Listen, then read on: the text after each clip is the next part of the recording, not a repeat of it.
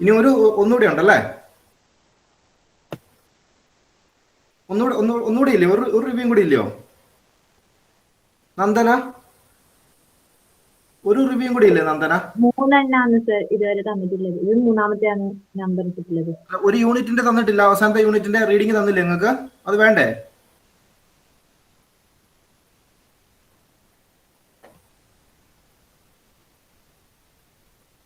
4, 5 ഇപ്പൊ തന്നിട്ടുള്ള 5, 6 6 യൂണിറ്റ് ഉണ്ടോ നിങ്ങളുടെ സിലബസിൽ? 6 യൂണിറ്റ് അല്ലേ?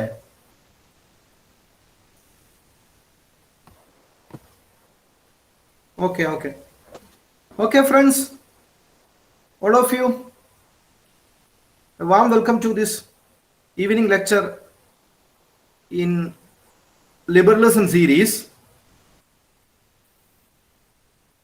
Today we're going to talk about modern liberalism. Friends, we know that 19th century was a century of classical liberalism. And 20th century is said to be the century of modern liberalism. And of course, classical liberalism was closely linked with industrial capitalism of the 18th century. And friends, modern liberalism was therefore related to the further development of industrialization.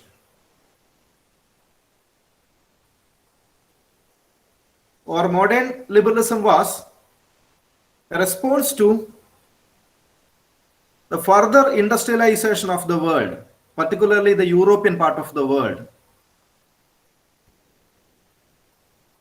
And we know that industrialization had brought about massive expansion of wealth, but it was confined only to very few people.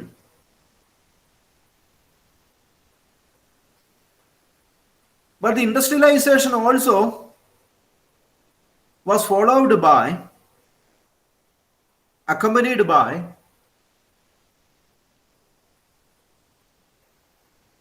the spread of slums in many parts of the European world, increasing poverty,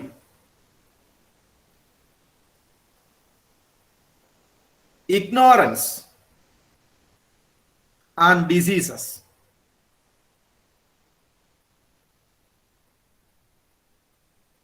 Moreover,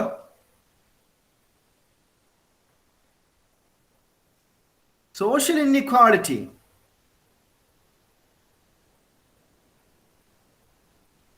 increased, and it became very difficult to ignore by 20th century. We are witnessing so many consequences of industrialization, that wealth accumulates among few people in the world, spread of slums, poverty, ignorance, disease, social inequality, particularly industrial working classes in Europe were disadvantaged by low pay. They were facing difficulty due to low pay, unemployment, and a horrific living condition in urban areas.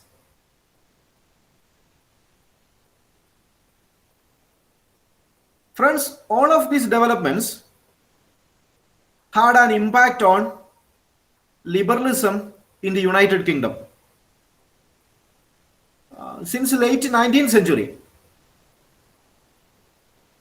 and in the early 20th century, it affected liberal political philosophy in UK.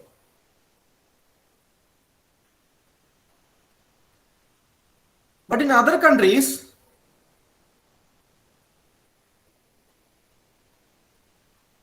the impact of industrialization and its revision of liberal political philosophy was a bit delayed. For example, in USA, political liberalism was not affected until 1930s. And you remember 1930, it was a time of Great Depression in Europe. Not only in Europe, it affected the entire world. But US political liberalism was not affected until 1930s. But in UK, political liberalism was affected by late 19th century and early 20th century. So in this changed scenario of growing problems due to industrialization, due to capitalistic competitions,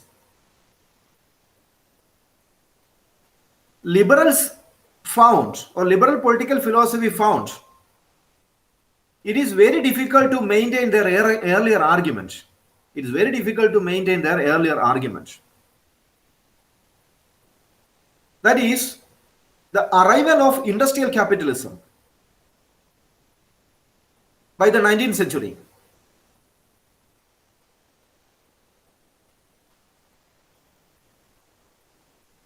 We thought that the arrival of industrial capitalism will bring general prosperity and liberty for all the citizens in the world. But friends, it didn't happen. General prosperity didn't occur. It didn't give liberty to all the people. Industrial capitalism failed. Therefore, philosophers, political philosophers, tried to revise the earlier classical liberal political philosophy. The earlier classical political philosophy, liberal political philosophy, early liberal political philosophy, expected that unrestrained individualism, unrestrained pursuit of self-interest will produce a just society. This was the version of classical liberals, that if you create a society where individual is free to follow what his heart says, it will result in a socially just society. But the economic individualism by 20th century did not bring prosperity and liberty to all the people. Millions of people began to starve. Millions of people began to live without job. So that's why economic liberalism, economic individualism faced severe intellectual attack. And liberals began to say that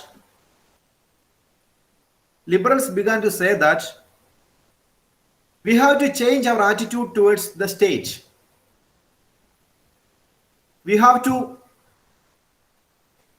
compromise our position on state. That is, classical liberals preferred a minimal state. Classical liberals preferred a night watchman state. But a night watchman state is incapable. A night watchman state is incapable to rectify. A night watchman state is incapable to rectify the injustices and inequalities of an industrial society. It is incapable to rectify the injustices and inequalities of an industrial capitalist society. That's why modern liberals prepare to advocate, yes, state should intervene in the life of citizen. There is no scope for a minimal state. There is no scope for a night watchman state. We need a powerful state. The liberals began to argue. We need a developmental state, a state that gives freedom to citizen, a state that gives liberty to citizen, a state that gives capability to citizen. That's why liberals called for an interventionist state. State should intervene in society. They called for an enabling state. State should enable citizen to act proactively. So classical liberals argued, we know that classical liberals argued that modern liberals broke with the principles and doctrines of liberal political philosophy. We know that liberal political philosophy is, after all, a philosophy that stands against the state. State has no role in society. State has no role in market. State has no role in free enterprising. That was liberalism. But such people are called classical liberals. But here you will get a modern version of liberalism, which says that state got some interventionist character. That's why liberal, particularly classical liberals, argue that modern liberals are no more liberals. Why? Because they have broke with the fundamental assumptions of liberalism. But friends, keep in mind, modern liberalism never betrayed classical liberal political philosophy.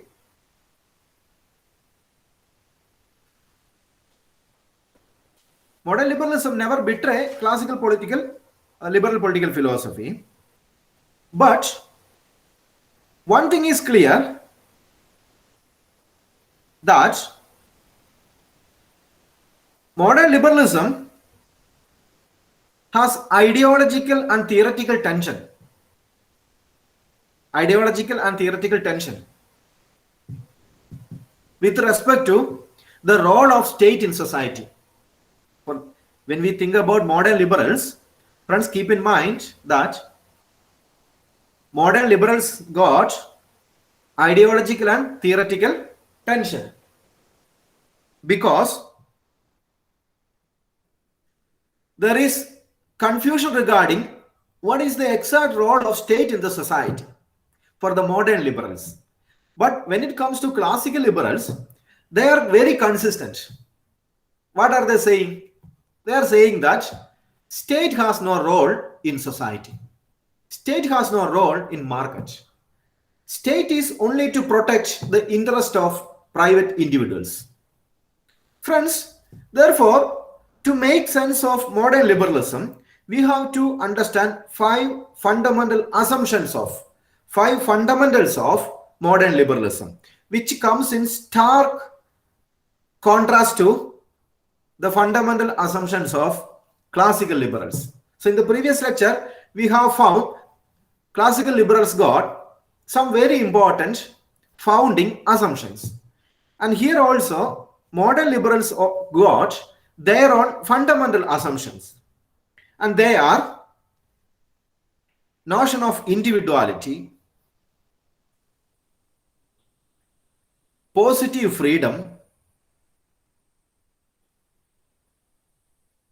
social liberalism, economic management. Once more, notion of individuality, positive freedom, social liberalism, economic management. And friends, let us examine what is individuality, notion of individuality. And friends, it was John Stuart Mill who described, or his ideas are described as the heart of liberalism.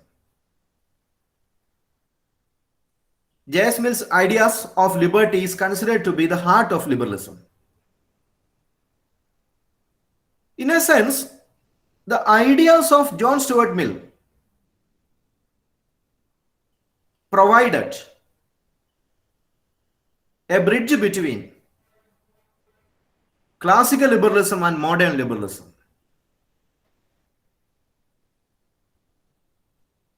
His ideas looked back to the early 19th century liberal political philosophy, as well it looked forward to the 20th century liberal political philosophy and even beyond. Therefore, we can say that he was a bridge between classical liberals and modern liberals. And Mill has written extensively on political economy, women's suffrage. But one of his book is very important. You know that book, On Liberty. It was written in 1859, in which Mill's notion of liberty is considered to be the founding assumptions of liberal political philosophy. His ideas are considered to be the founding assumptions of liberal political philosophy. And in this book, he had boldest statements about individual freedom. He argued in that book, which I have quoted many times in your classes. He argued over himself, over his own body and mind. The individual is sovereign. Friends, this is one of the beautiful sentences of liberal political philosophy. An individual is sovereign.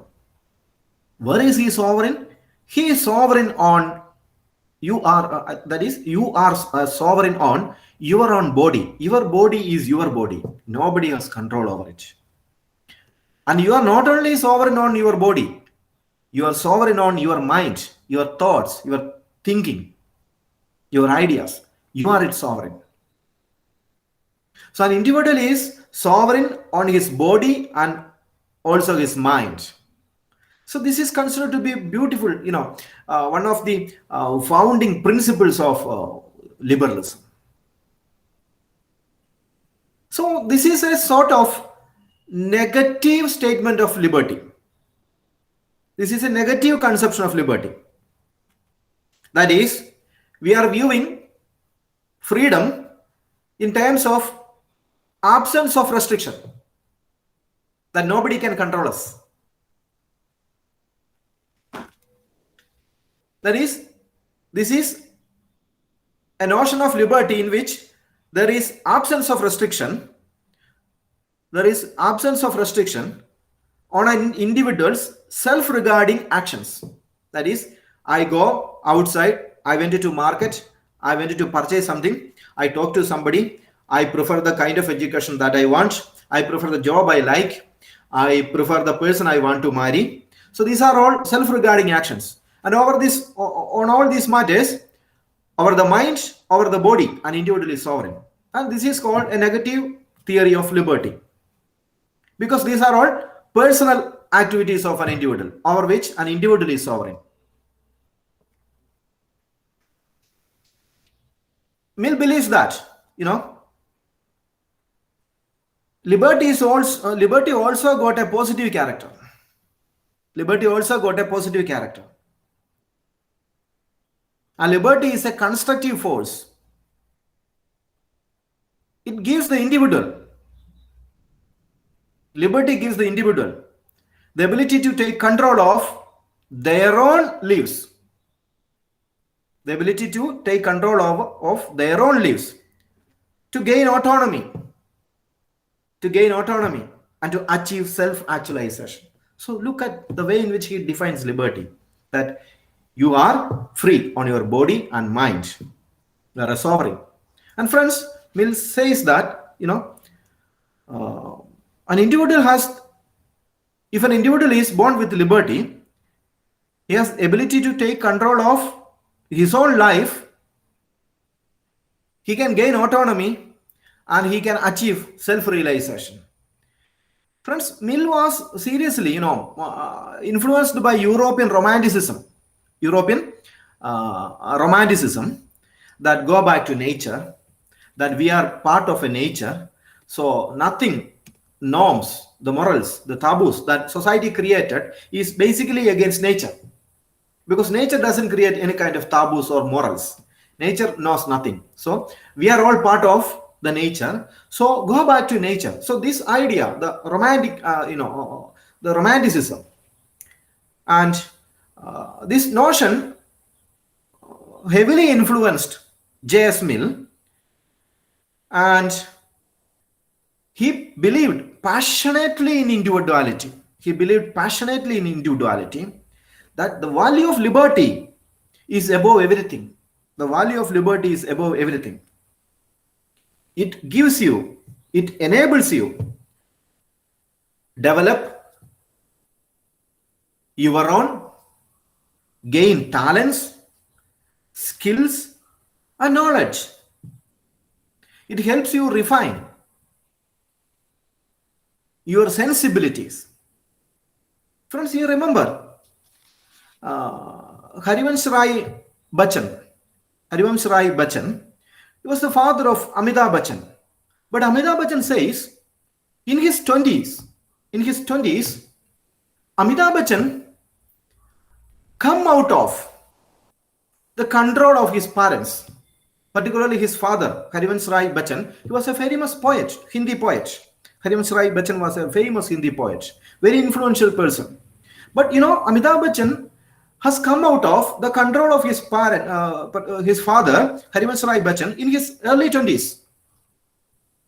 And you see, Bachchan followed his heart, followed his passion, and he founded his own world because of his liberty he attained. But you just look what happened to Abhishek Bachchan. Abhishek Bachchan, in his 40s, still lives with his parents. Particularly, Amitabh Bachchan, he still lives in the family of his father, in the house of his father. He didn't come out of the world of his father. That's why, still he's under the shadow of his, Amitabh Bachchan. He's still in infancy, a baby. This because at the age of, early 20s, a person should come out of all the kind of, restrictions, bondages, thinking of their family, of their society, of any kind of, you should not be constrained by any kind of, systems. Come out of it, because your 20s is the most important age in your life. See, just imagine, friends, Motilal Nehru, part of the national movement. But Jawaharlal Nehru come out of his the control of his parent, Motilal Nehru, his father, Motilal Nehru, in his early 20s. He went to Oxford, he went to London, and he had seen a new world. And he had read a lot, had contact with so many people. And he had made a path of his own. Look upon his daughter, Indira Gandhi. She was never under the influence of, Jawaharlal Nehru. She had his own way. But what happened to Rahul Gandhi, friends? He is still a shadow of his mother, Sonia Gandhi. He is not, able to escape from that, familiar atmosphere. That's why he is still in an infancy. So Mill says, and it's very important, friends, your 20s, your age at 20s, it's a very important age in your life. you are able to enjoy the world at that age, in your 20 plus. That's a very important age in your life. You will grow intellectually, emotionally, physically in that age, more than any other ages in your life. So you are free to talk to the person you like. You are free to have a coffee with the person you like. You can go the place where you want to go. You can read the book you want to read. You can watch the thing you want to watch. You can travel the place you want to travel. At that age, that's the most beautiful age in our life.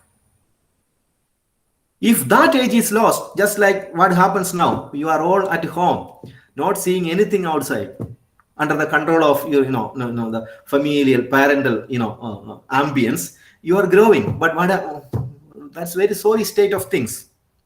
But you are not able to enjoy the world now. But 20 plus is important age. We grow ideas, we grow sensibilities about world on our own.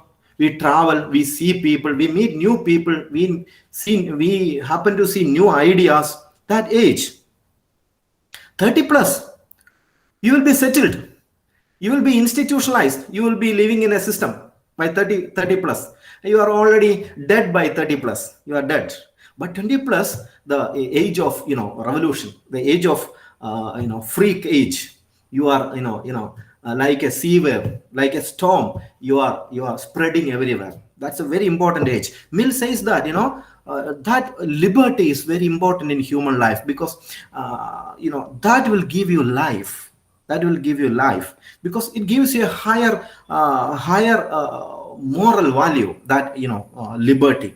So Mill was very much concerned to promote this liberty in the personal life of an individual. So this is what liberals hold about, modern liberals hold about individuality, that individual should be free. Friends, the second point is positive freedom. Positive freedom was, in a sense, stark contrast with the individuality proposed by J.S. Mill.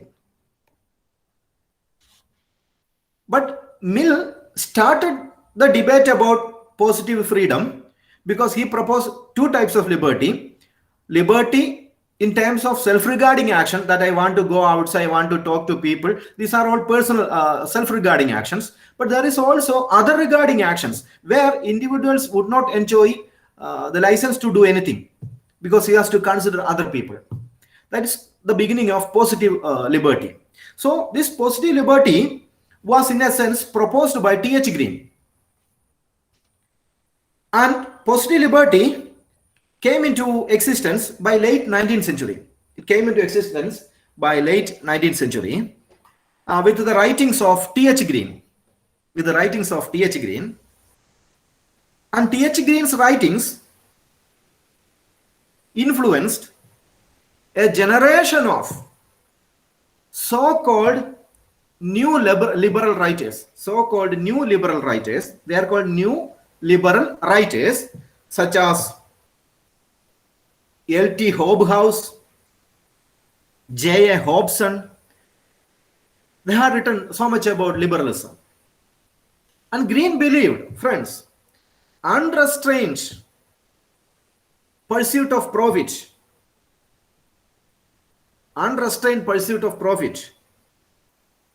advocated by classical liberalism, has given rise to new forms of poverty, new forms of injustices. Simply said, capitalism has created new forms of poverty and new forms of injustices. That is what Green is saying. The economic liberty of the few people had destroyed the life chances of millions, says T.H. Green. He rejected, like J.S. Mill, he rejected the liberal notion of human beings as essentially self-seeking, utility maximizing creature. No, it's a wrong idea. A liberal individual, according to T.H. Green, is not an essentially self-seeking creature. Rather, T.H. Green had an optimistic view about human nature. Individuals, according to T.H. Green, have sympathy for other people. But in classical liberalism, individual is egoistic. He is looking into himself. But Green says an individual human nature is such that he will care for other people. There is a care, a sense of care that we all care, not only us, we care other people. So that care sense is inbuilt in our nature. That you care your parents, you care your grandpa, you care, people who are attached to you. Not only that, we care our neighbors. So that care is inbuilt in our nature. That is our egoism. Of course, liberals validate that we are all egoistic, but our egoism is limited by our degree of altruism. That there is an altruistic nature in us. We are not only looking inside, we are also looking outward. That is liberals, modern liberals argue, particularly T.H. Green. So individuals possess social responsibilities. So friends, for proposing this kind of a notion, Green was said to be a socialist liberal. Because of proposing this type of an argument, Green was later said to be or labeled as a socialist liberal. And his ideas as socialist liberalism. And friends, Green challenged, questioned the classical liberal notion of freedom. And he says, negative freedom merely removes external control only.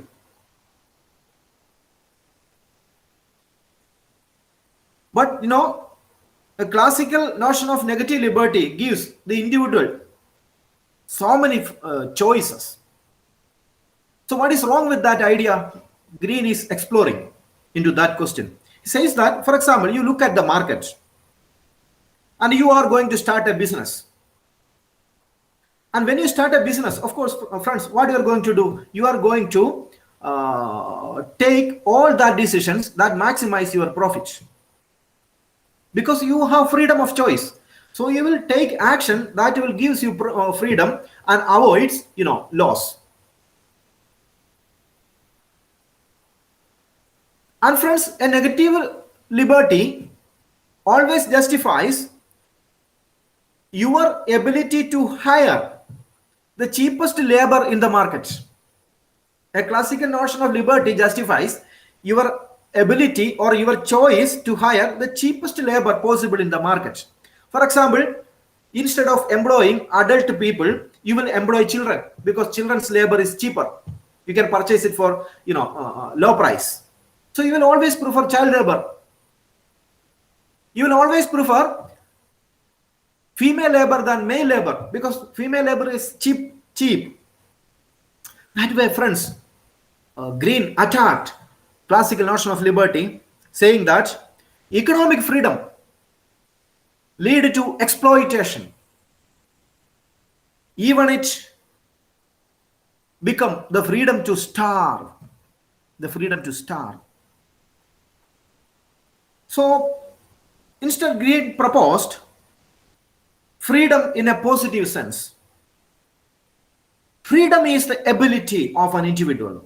According to Green, freedom is the ability of an individual to develop and attain individuality, which we talked about in last section of Mill's notion of individuality.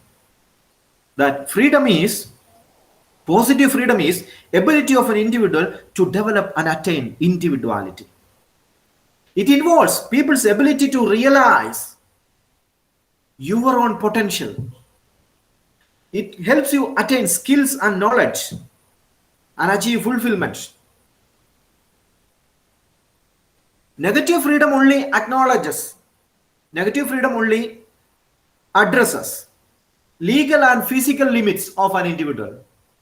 But friends, there are also other factors to be considered when we think about liberty. Legal limits and physical limits are not the only limit on freedom. There are limits, other types of limits. Green says. That is, positive freedom also recognizes that our liberty is also threatened by social disadvantages. Our liberty is also threatened by social disadvantages. For example, what if you are a mentally challenged person? How can you live in society? Do you have freedom then? What if you are a physically disabled person? What about your liberty? Are you able to enjoy liberty in society, which believes only in economic freedom? What about care aspects? How the society care that differently abled people in society? So friends, our liberty is not only concerned by legal or physical challenges. Our liberty is also, constrained by or challenged by disadvantages and inequality in the society. Suppose if you are born in a lower caste or a low or a minority race in a majoritarian country, your chances of enjoying liberty is very low. In such society, state has to intervene and enable individual, and state should give liberty to individual. So that's why Green argued, in place of a minimal state of the classical liberals, we have to put an enabling state. We have to place an enabling state which should intervene increasingly in social and economic activities which promote individual liberty. So, friends, modern liberalism draw very closer to socialism. Modern liberalism draw very close or goes very closer to socialism. But friends, modern liberalism does not replace individuals with collectivism. Modern liberalism never believe in collectivism, socialist collectivism. It still believes in a society of atomistic individual. But it gives emphasis to, or it gives importance to, state intervention. The central thrust of modern liberalism is therefore desire to help individuals to help themselves. You have to help individuals to help themselves. You have to help a person to help himself. So friends, the second idea, that is individuality and positive freedom. Now we are going to talk about a third notion of modern liberalism, that is social liberalism. So we have talked about individuality in modern liberalism and positive freedom in modern liberalism, which advocated for state intervention, particularly the writings of T.H. Green. And there is a third notion called social liberalism. Social liberalism is also a part of modern liberalism. What is that? Friends, social liberalism is the idea that 20th century witnessed the growth of state intervention. 20th century witnessed the growth of state intervention not only in Western countries but in many developing countries. And friends, the state intervention in Western societies took place in the form of social welfare. Social welfare means the attempt by government to provide welfare support for its citizens. Social welfare helps citizens overcome poverty, disease, and ignorance. So how to overcome ignorance? State should give free education. How to overcome disease? State should provide free health care to the needy people. How to end poverty? State should give employment to citizens. A minimal state cannot provide this. A minimal state has no power. But 20th century, modern liberals advocated a welfare state. So friends, 20th century is certainly the century of welfare state in the entire Europe. There are so many reasons. For example, governments in European part of the world tried to achieve national efficiency. It tried to achieve national efficiency. It tried to achieve a healthy workforce. We need a healthy population. That became the motto of the nation. Government wanted to achieve efficiency, national efficiency. So some societies are very famous for their national efficiency, their national morale. Japan, they have great national morale. Finland, a book reading society, they have great inclination towards reading culture and mathematics too. Finland. So Britain or France. France, for example, is a country of writers, philosophers. Not only France, Germany.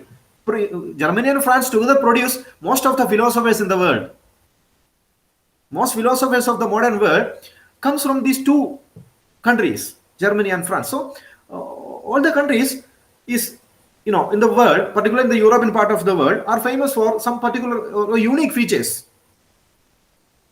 So countries looked for producing national efficiency, more healthy workforce, a society or citizens who is relieved of any kind of diseases and illness, and stronger armies. A nation is not for the army, it was. And states, so this all helped. This all motivated state governments to think about welfare. Not only this, the electoral politics in Europe, particularly the industrial working class who got voting rights, that pressurized the government to get their votes to come out of certain kinds of favorable policies in favor of working class. Thereby governments will get their support. So enfranchisement in industrial Europe, enfranchisement of working class, enfranchisement of working class in Europe also helped the spread of welfare state.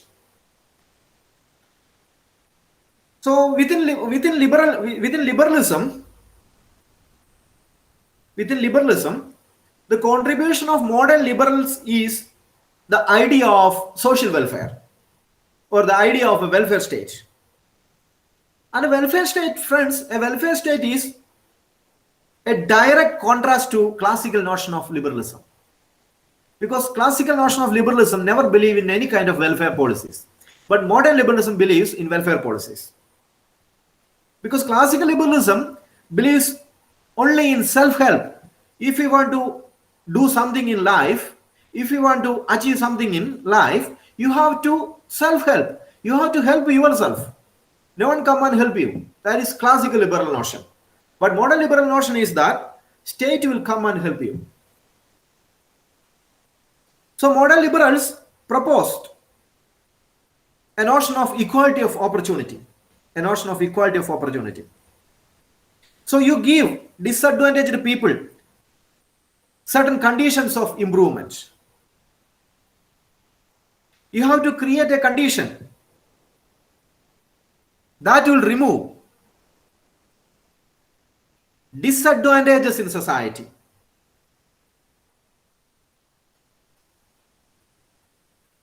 Friends, during the 20th century, Europe witnessed public funded healthcare system, public funded educational services. So liberal parties, liberal governments converted to the cause of social welfare in Europe. For example, in the United Kingdom, a welfare state was the result of Beveridge Report, 1942. The Beveridge Report of 1942, which was submitted to the British government in 1942, gave the idea of a welfare state in the UK part of the world. And the Beveridge report attacked the so-called five giants. The Beveridge report attacked the so-called five giants. What are them? They are want, human want, diseases, ignorance, squalor, that's dirty condition, squalor, and idleness. So want, disease, ignorance, squalor, and idleness are the enemies of states, the Beveridge report stated. To overcome this, states should intervene. British government should intervene. That is what Beveridge report says. And it's advocated that, the Beveridge report advocated that to protect citizen, it is a duty of the state from cradle to the grave, to protect citizen. It is a duty of the government. But friends, in USA, welfareism developed in the 1930s. In USA, a bit early, US political system was inclined to welfare policies right from 1930s. And in Britain, it was 1940s that they endorsed welfare policies. But USA endorsed welfare policies in 1930s itself. For example, Franklin D. Roosevelt endorsed this idea of state intervention or welfare state. But welfare state in USA achieved its commanding height in the 1960s. In the 1960s, by the New Frontier policy of John F. Kennedy and Lyndon B. Johnson. And New Frontier policy was advocated by John F. Kennedy, and Lyndon Johnson proposed Great Society program. Friends, this New Frontier program and Great Society program were basically welfare policies of US government. And friends, social liberalism was further revised by John Rawls in his book, A Theory of Justice, which we have discussed in the previous lecture. So the idea of John Rawls contributed to a shift in welfare policies, and a new idea emerged in the 1970s.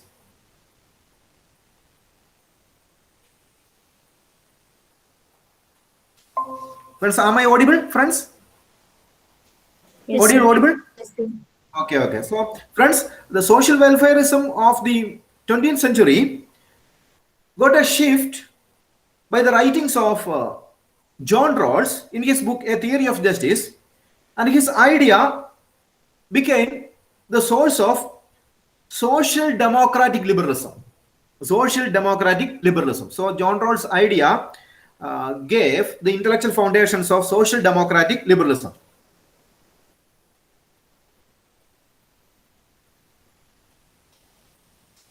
And friends,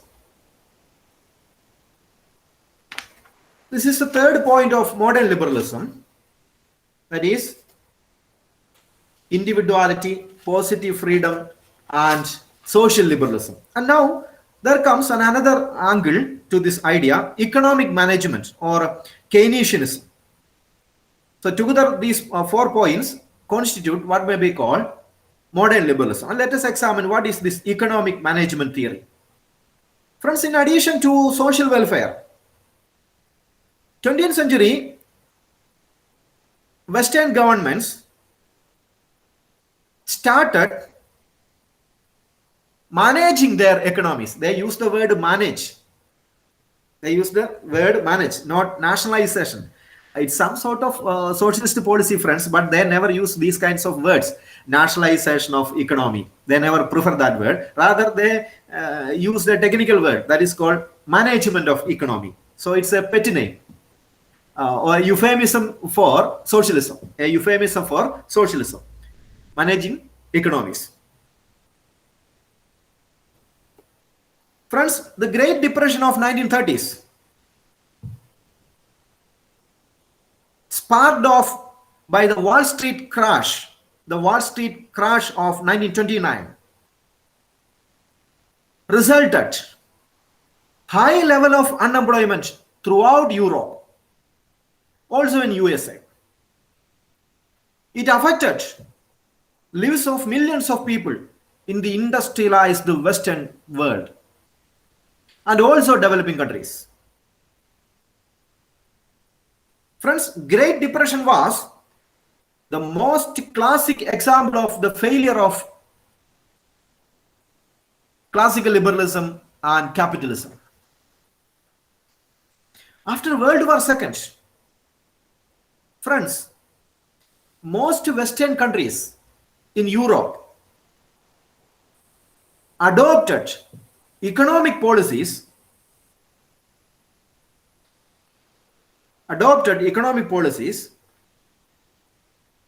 in an attempt to prevent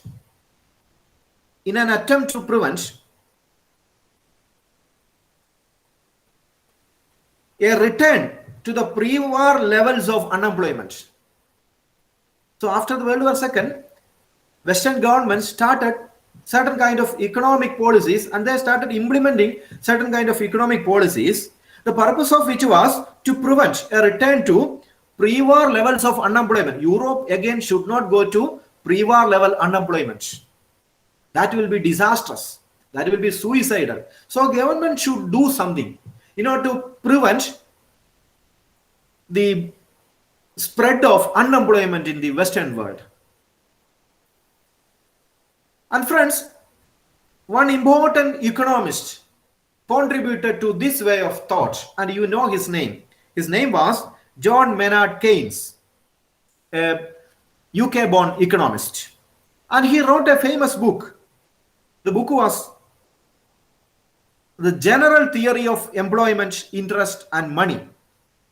The General Theory of Employment, Interest and Money. It was published in 1936. Friends, Keynes challenged the classical way of economic thinking, and he rejected in a belief in a self-regulating market. Market should not be allowed to self-regulate. Rather, government should regulate markets. We know that classical liberals argue for a market solution to all the problems of unemployment and all the problems in the economy. A market solution. Demand and supply will resolve all the problems in the society. That is what classical liberals say. But he never believed in that idea. Keynes argued the level of economic activity, that is, the level of economic activity and the employment in the society, the level of economic activity and the employment in the society is determined by the total amount of demand. Friends, that point is very important. That is, the level of economic activity in the society and therefore employment is determined by the total amount of demand. That is, the aggregate demand in the economy. So let the government construct more roads. Let the government fund more infrastructural projects. What happens then? So money will be pumped into the society. If money is spent by the government in the society, who is going to benefit? The citizen. All of us benefit because money will come to our hands. If there are more roads, if there are more healthcare infrastructure, if there are more education infrastructure, more communication infrastructure, government is spending on all these areas. So government taxpayers' money is dispersed in the society. So we all become its beneficiaries. Money will come to our hands. That is what he was saying. So he suggested that government could manage economy by manipulating demand in the society. That is, classical economists believe that demand and supply will bring solutions to economic problems. But Keynes is saying that you should manipulate demand. You should manipulate demand. So government manipulate demand, it will progressively affect the life standards of citizens. That is, When there is an economic problem in the society, what the government should do? Government should cut the tax and spend more. That is what Keynesianism. That is, now Corona. What the government should do according to Keynesian economics? Government should cut short all the taxes in the society. Government should not tax the citizen, and government should spend more on infrastructure. So money will come to society, and there is no tax barrier to citizens. So they will be relieved. Citizen will be relieved. That is called Keynesian economics. So at times of high unemployment, Keynes say that government should reflate. Government should reflate. R-E-F-L-A-T. Government should reflate the economies by increasing public spending or cutting taxes. So unemployment problem thereby could be solved. And unemployment cannot be solved by market economy. It can be solved by governments. It can be solved by governments. So friends, Keynes was not opposed to capitalism. In a way, he was also the savior of capitalism.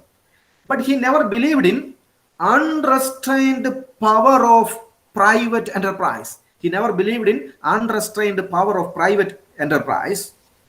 And he never believed in the unworkable complex industrial processes or unworkable complex industrial societies. Because in complex industrial societies, problems are, very complex. So market solution will not bring solutions to all the, evils in the economy. Rather, government straightforward intervene in the economy and find employment to the citizen. This is what Keynesianism. And friends, in a sense, Keynes' idea was copied by Roosevelt in USA. Keynes' idea has been copied by Roosevelt in USA, and he proposed the famous New Deal program based on the Keynesian economics. So, friends, but by 1970s,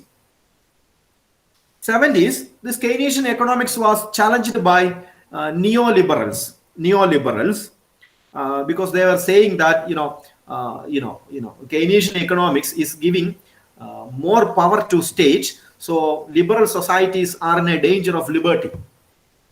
So in 1970s onwards, you can see neoliberalism or libertarianism. These kinds of ideas are propagated in the Western world. So they wanted to get rid of crude Keynesianism of the 50s and 70s. Crude Keynesianism prevailed in the world between 1950s and 70 period, and they challenged these, that is neoliberalism and libertarianism challenged these ideas. And now this debate is going on, friends. What is the role of state in the society according to modern liberals? Still, there is no consensus on what is the role of state in the society from a liberal perspective. And still the debate is going on. And some of you might have a new theory when you become a scholar someday. And as a teacher, I will teach your ideas some other day to your juniors. That's all, friends. Now the floor is open for discussion. Friends.